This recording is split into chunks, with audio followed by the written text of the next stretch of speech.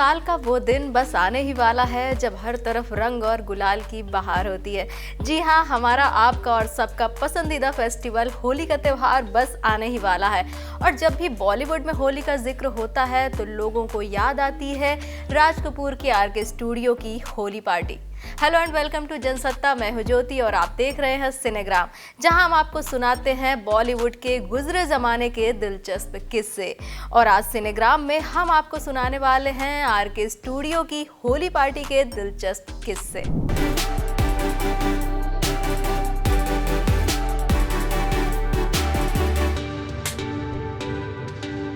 राज कपूर को बॉलीवुड का शोमैन कहा जाता है। राज कपूर न सिर्फ अपनी फिल्मों के लिए बल्कि अपनी जिंदा दिली के लिए भी मशहूर थे।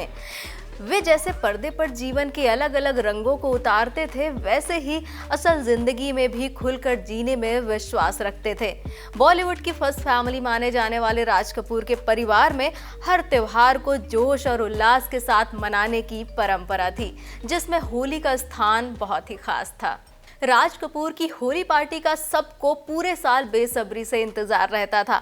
क्योंकि राज कपूर उस वक्त इंडस्ट्री में बड़े नाम थे, ऐसे में इंडस्ट्री से जुड़ा हर शख्स उनकी पार्टी में शामिल होना चाहता था। अमिताभ बच्चन से लेकर दिलीप कुमार जैसे दिग्गज कलाकार राज कपूर की गेस्ट लिस्ट में शामिल रहते थे, मगर एक सुपरस्टार ऐसा था जो इस पार्टी में कभी शामिल नहीं होता था।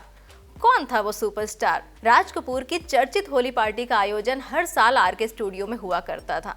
इस पार्टी में शामिल होने वाले लोगों में मनोज कुमार, शम्मी कपूर, दिलीप कुमार, शशि कपूर, अमिताभ बच्चन, हेमा मालिनी, धर्मेंद्र, जितेंद्र और शत्रुघ्न सिन्हा जैसे सितारे होते थे।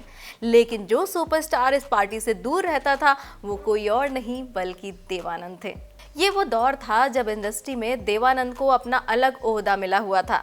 वे इंडस्ट्री के सुपरस्टार थे। राज कपूर और देवानंद के बीच ऐसा कोई भी मसला नहीं था, दोनों की अच्छी जमती भी थी। फिर क्या वजह थी कि देवानंद इस पार्टी में शामिल नहीं होते थे? दरअसल देवानंद जानबूझकर राज कपूर की होली पार्टी में नहीं जाते थे। देवानंद को होली खेलना बिल्कुल भी पसंद नहीं था। ऐसे में वो रंगों भरे इस त्योहार से दूरी बनाकर रखते थे। दोस्त होने के नाते राज कपूर को भी इस बारे में पता था। ऐसे में उन्होंने खुद कभी देवानंद को अपनी पार्टी में आने के लिए फोर्स नहीं किया। तो ये तो हुई देवानंद की बात। लेकिन क्या आपको पता है कि आरके स्टूडियो की होली पार्टी ने अमिताभ बच्चन के डूबते करियर को भी बचाया था? नहीं पता? तो चलिए आपको बताते हैं।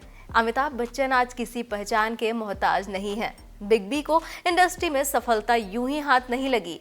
कड़ी मेहनत और लंबे स्ट्रगल के बाद वो हिंदी सिनेमा में अपनी पहचान बना पाए हैं। एक समय ऐसा भी आया जब अमिताभ की एक के बाद एक 9 फिल्में बुरी तरह से बॉक्स ऑफिस पर फ्लॉप हो गई थी। एक्टर के डूबते करियर को किनारा आरके स्टूडियो की होली पार्टी से मिला था। हुआ कुछ यूं कि 80 के दशक में अमिताभ बच्चन का करियर डूब रहा था। लगातार फिल्में फ्लॉप हो रही थी और बिग बी काफी हताश हो गए थे। साल 1980 में रिलीज फिल्म शान की असफलता ने उन्हें बुरी तरह से निराश कर दिया था। इसी साल उन्हें भी आरके स्टूडियो की होली में शामिल होने का न्योता मिला। गुजरे जमाने में राज कपूर द्वारा आयोजित होने वाली आरके स्टूडियो की होली पार्टी का न्योता बॉलीवुड के कुछ चुनिंदा सितारों को ही मिलता था। ऐसे में जिस भी एक्टर के पास होली का न्योता जाता उसके लिए ये बेहद गर्व की बात होती थी। बॉलीवुड के शहंशाह इस होली में शरीक होने के लिए आरके स्टूडियो पहुंचे। इस होली पार्टी में बॉलीवुड के सभी बड़े सितारे मौजूद थे। पार्टी में बिग बी सभी से अलग थलग खड़े हुए थे।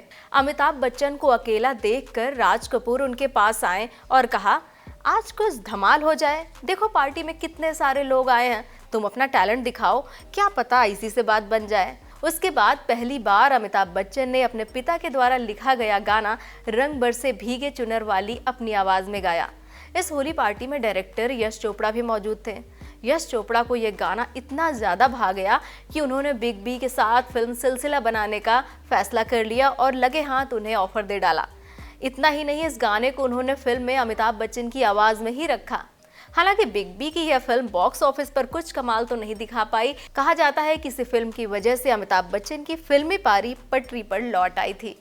आरके स्टूडियो की होली पार्टी की रंगत ऐसी होती थी कि पूरे साल सब बेसब्री से इसका इंतजार करते थे। पार्टी में कहीं नाच गाना चल रहा होता तो कहीं रंगों की धूम मची होती थी। खाने पीने के भी तमाम इंतजाम होते थे। मेहमानों को तरह तरह के व्यंजन परोसे जाते थे। आज के सिनेग्राम में इतना ही। अगले हफ्ते फिर होगी आपसे मुलाकात, तब तक बने रहिए जनसत्ता के साथ।